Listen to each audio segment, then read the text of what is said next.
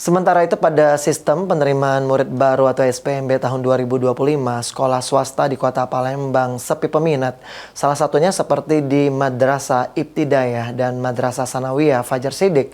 Hal tersebut dikarenakan masyarakat lebih memilih untuk mendaftarkan ke sekolah negeri.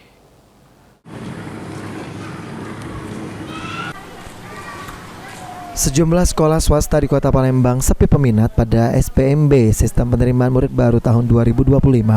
Salah satu sekolah yang mengalami hal tersebut adalah Madrasah Ibtidaiyah dan Madrasah Sanawiyah Fajar Shidik yang terletak di Jalan Syahya Kirti, Kelurahan Karanganyar.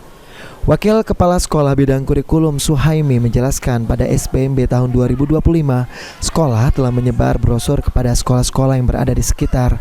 Sebelum pendaftaran dibuka, sudah ada wali murid yang mendaftarkan anaknya di Madrasah Fajar Shidik. Namun, Madrasah Fajar Shidik harus bersaing dengan sekolah-sekolah negeri yang berada di sekitaran yang menyebabkan minim peminat. Menurutnya, mayoritas wali murid mendaftarkan anaknya ke sekolahnya setelah pengumuman sekolah negeri.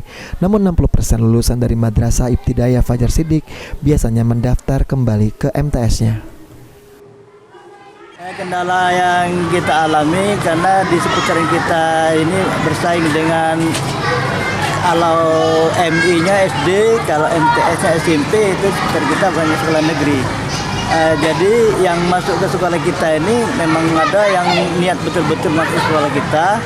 Nah, ada dia yang masuk juga setelah pengumuman SMP ada masuk ke sekolah kita. Berarti memang untuk peminatnya karena kita bersaing dengan SD dan SMP ya. Jadi memang cukup minim, peminatnya cukup berkurang Pak ya. Jadi